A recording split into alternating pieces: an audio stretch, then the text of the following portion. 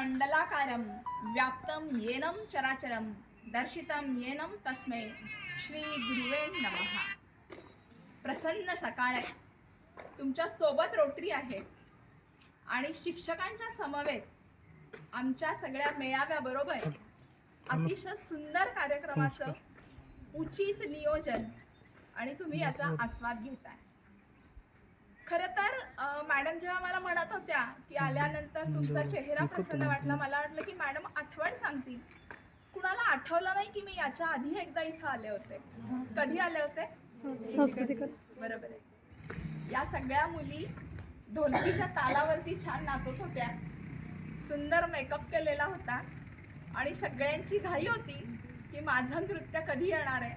आणि त्या नृत्याची बक्षिसं तुमच्या पालकांकडनं घोषित होत होती आणि ती माझ्याकडनं दिली जात होती.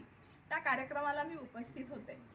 खूप आनंद वाटतोय की श्री छत्रपती विद्यालय बाभुळगाव इतकं सुंदर काम करतंय.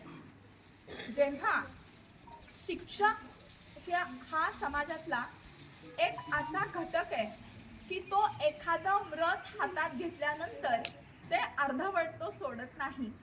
ते व्रत ते पूर्ण करतो. पूर्णत्वास नेणारा कोण असतो तर तो असतो शिक्षक.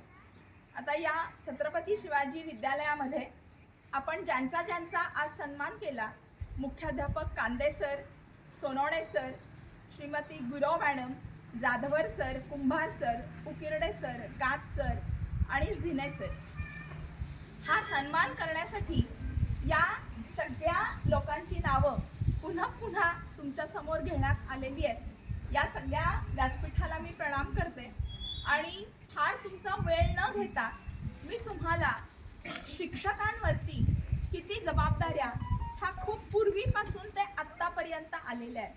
इतिहासाची मागची पानं तुम्ही काही चाळली तर तुम्हाला असं पाहायला मिळतं की स्वातंत्र्याची ठिणगी पेटवणारे शिक्षक होते. समाजसेवेमध्ये एकतेचं बीज रोवणारे शिक्षक होते. समाजाला दिशा देणारे शिक्षक होते. समाजाला एकत्रित करून त्यांना पुढे नेणारे, हा विचार समोर आणणारे शिक्षक होते. या सगळ्यांचा अभ्यास तुम्ही इतिहासामध्ये करताच. पण हे करत असताना आमच्यामधला हा जो एक शिक्षक आहे ना, हा शिक्षक म्हणजे आमचे डोईफोडे सर आजही आमच्यासाठी खूप आदर्श, प्रत्येक म्हणजे आम्ही आमचं सौभाग्य मानतो की जेव्हा आपण एखाद्या चांगल्या वातावरणाबरोबर राहतो, चांगल्या सोबतीबरोबर राहतो, चांगल्या संस्थेबरोबर राहतो, तेव्हा आपण जरी चांगले असलो तरी आपली सुद्धा प्रगती खूप चांगल्या पद्धतीने होत असते. आज अडचणी कुणाला नाही आहेत, अडचणी सगळ्यांनाच. तुम्ही कदाचित असं म्हणत असाल, मोबाईलचा जेव्हा तुम्ही उल्लेख केलात आणि सांगितलं की आता याच्या पुढे कुठेही वह्या आणि पुस्तकं वापरली जाणार नाहीत आणि येणाऱ्या काळामध्ये तुम्हाला मोबाईलचा खूप वापर करावा लागणार आहे, तेव्हा इथल्या सगळ्या मुलांच्या चेहऱ्यावरती हास्य उमटलं होतं आणि ते एकमेकांना सांगत होते की आपण मोबाईल वापरतो आणि काही चुकीचं करत नाही. इतके ते खुश झाले. मोबाईल म्हणलं की अत्यंत आपल्या आवडीचा विषय झालेला आहे आणि मला वाटतं की आत्ता पालकांच्या बरोबर चर्चा झाली तर मग हे सगळं कळायला लागेल. अशा परिस्थितीत आत्ता आम्ही जेव्हा पहिल्यांदा आलो तेव्हा जेवढे आम्ही आत बसलो होतो तेवढे जण मागचं शिक्षण, मध्यकालीन शिक्षण आणि आत्ताचं शिक्षण याच्यावरती बरीच चर्चा आम्ही करत होतो. त्यावेळेला शिक्षकांना शिकवताना मला वाटतं कमी अडचणी होत्या आणि त्या असतील तर कुठल्या होत्या की मुलांची आर्थिक परिस्थिती किंवा मग मुलींना घरातून वर्गापर्यंत पाठवणं, ह्या अडचणी होत्या.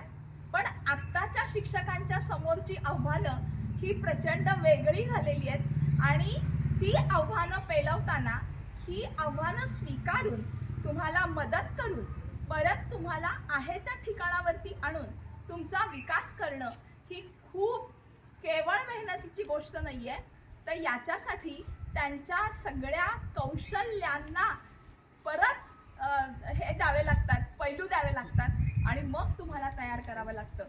मुलांनो, आपल्या शालेय जीवनामध्ये म्हणजे बालपणामध्ये ते शैक्षणिक जीवन संपेपर्यंत आपण कुठल्या शाळेत राहतो, आपल्या कुठल्या शिक्षकांबरोबर राहतो, आपल्यावरती कुणाचे संस्कार झालेले आहेत, हे कधी सिद्ध होतं? जेव्हा आमच्यासारख्या वयात येतात तेव्हा ते सिद्ध होतं. तोपर्यंत ते सिद्ध होत नाही. असं म्हटलं जातं की जर काही मिळवायचं असेल तर आपल्याला तप उलटावी लागतात. तप म्हणजे काय? तर तुमचं 1ली ते 12वी हे एक तप आहे. तप म्हणजे 12 वर्षाचं एक तप असतं. हे तप आहे. हे तप करत असताना तुमच्या सोबत कोण येतात हे खूप खूप खूप महत्त्वाचं असतं.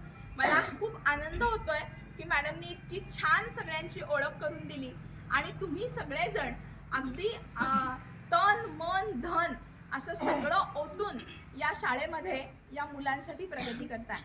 पांगरीच्या शाळेमध्ये मी गेले होते. सगळ्या खेड्यातल्या शाळा या किती त्रास घेऊन या मुलांना शिक्षण देत असतात, कारण प्रत्येकाची परिस्थिती तशीच सारखी असते.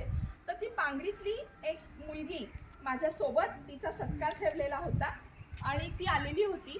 जक्क खेड्यातली मुलगी, जिला 10वी मध्ये जेमतेम 60% मार्क होते, ती आत्ता दिल्लीमध्ये 7 कंपन्यांची मॅनेजर आहे